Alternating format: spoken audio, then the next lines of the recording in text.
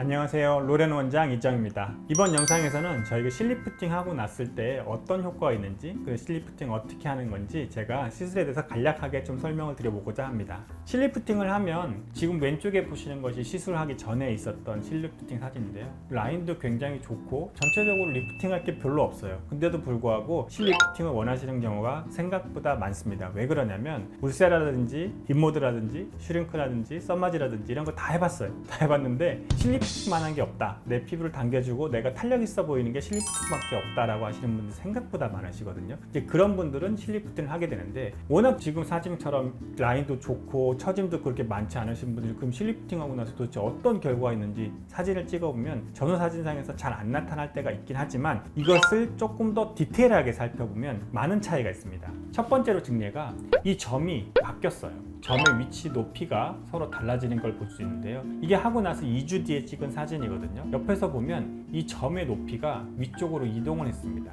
그리고 아래쪽에 있는 점도 마찬가지로 위쪽으로 이동하는 모습을 첫 번째로 보일 수 있고요. 두 번째로는 이분 같은 경우는 얼굴 밑에 흉터가 이런 식으로 이런 방향으로 있어요. 근데 실을 당겨놓고 나면 그 실의 흉터가 위쪽으로 이렇게 올라가는, 다시 말해서 얼굴 전체가 위쪽으로 이렇게 위로 올라가는 형태를 볼 수가 있고요. 마지막으로 입가주림이라고 하는 입가주름 옆에 흉터가 있는데 이 흉터가 떨어진 게 더 강하게 뒤쪽으로 당겨지는 효과를 볼 수 있습니다. 다시 말해서 얼굴이 전체적으로 위에서 뒤쪽으로 그리고 위쪽 상방향, 이게 바깥쪽 상방향이라고 하는데 바깥쪽 상방향으로 점점 위로 당겨지는 형태를 볼 수가 있습니다. 그래서 저희가 실리프팅을 하게 되는 거고요. 이러면 수술하고 나서 좀 더 피부가 단단해졌어요, 탄력 있어졌어요, 튼튼해졌어요 라고 많이들 말씀 주시거든요. 실리프팅은 보통 선생님들마다 시술자들마다 굉장히 다양한 방법으로 시술을 하고 있는데, 저 같은 경우는 총 4가지 방향으로 당겨주게 됩니다. 조금 혐오스러울 수 있지만 실을 당길 때는 상방향에서 앞볼 쪽을 당겨주게 되고요. 옆에 볼 쪽에서 바깥쪽 방향, 제가 예전 영상에서 쉐딩 라인이라고 얘기한 적이 있는데 이 바깥쪽 라인을 당겨줘서 업되게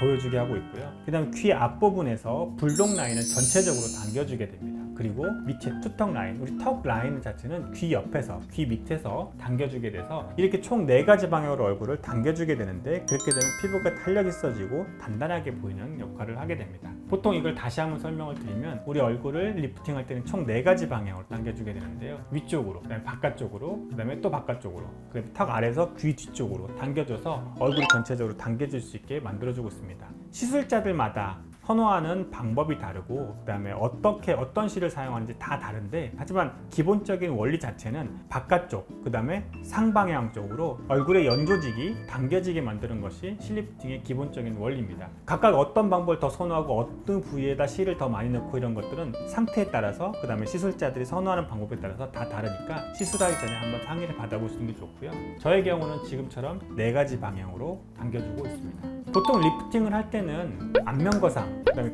잘게 페이스 리프트를 하는 방법이 있고, 그 다음에 실리프팅 하는 방법이 있고, 울세라나 인모드 같은 에어젯 이런 거 같은 에너지 기반의 리프팅 장비를 이용해서 시술하는 경우가 있고, 마지막으로 이제 보톡스, 보통 우리 보툴리눔 톡신이라고 하는 톡신에 의해서 그 리프팅을 해주는 방법이 있는데, 일반적으로 나이가 있으시고 연세가 있으신 분들은 보시는 사진처럼 절개하는 게 원래는 맞긴 맞습니다. 하지만 절개하면 회복하는 기간이 일단 첫 번째로 좀 오래 걸리고요. 그 다음에 두 번째로는 수술이 장시간이 되다 보니까 내가 너무 불편합니다. 그리고 마지막으로는 외부 활동을 보고 또 여행이나 이런 것들 여러 가지 스케줄인데 그 스케줄을 수술을 받음으로써 못하게 돼요. 그래서 연세가 있으신 분들도 요즘은 실리프팅을 좀 많이 하시는 추세고요. 실리프팅 할 때 단순하게 실리프팅만 하는 게 아니고 초음파 얼굴 윤곽지라고 해서 지방이 있는 분은 지방을 좀 빼주는 역할을 하게 되고요. 그 다음에 얼굴이 처진다는 거는 얼굴이 처진 뿐만 아니고 얼굴에 볼륨이 빠진다는 얘기도 있거든요. 그래서 얼굴 전체적으로 볼륨을 좀 채워주는 역할을 하는 게 필러 또는 지방이식 등을 이용해서 간단하게 시술을 하고 있습니다. 이러한 시술들은 안면거상에 비해서 굉장히 간단하기 때문에 회복하는 속도도 훨씬 더 빠르게 되고요. 하고 나서 보통 1주에서 2주 정도만 지나도 밖에 나가서 외출하고 활동하시는데 큰 무리가 없기 때문에 많은 분들이 찾고 있는 시술이라고 할 수 있습니다.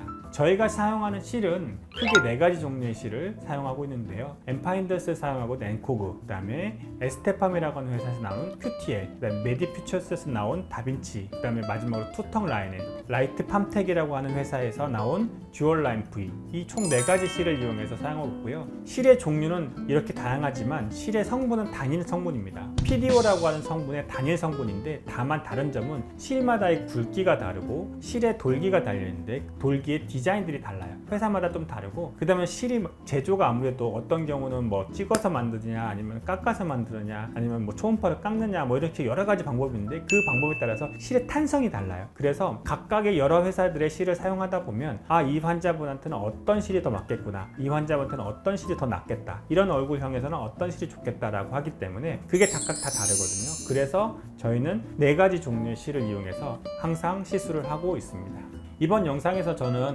그 실리프팅에 대해서 좀 더 말씀을 드렸는데요. 실리프팅은 간단하지만 수술이라고 말씀드릴 수 있기 때문에 시술하고 나서는 회복하는 기간이 보통 한 1주에서 2주 정도는 필요하게 되고요. 그 기간 동안 너무 무리하지 않게 활동하시는 것을 추천드리고 있습니다. 혹시 저희가 시행하고 있는 실리프팅에 대해서 혹시 궁금하신 게 있으시다면 언제든지 편하게 문의 주세요. 항상 그랬듯이 성심성의껏 답변 드리도록 하겠습니다. 지금까지 로렌 원장 이지영이었습니다. 감사합니다.